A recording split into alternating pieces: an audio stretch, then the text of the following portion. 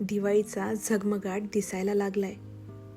पण या दिवाळीच्या रोषणाईत एक गोष्ट मात्र हरवलीये, ती म्हणजे किल्ला. किल्ला म्हटलं की थेट बालपणात गेलात ना. पूर्वीची दिवाळी वेगळीच होती हो. शेवटचा पेपर झाला आणि सुट्टीला सुरुवात झाली.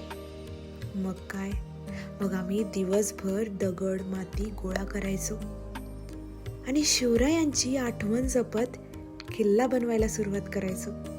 किल्ला म्हणजे फक्त एक खेळ नव्हता, तो एक संस्कार होता.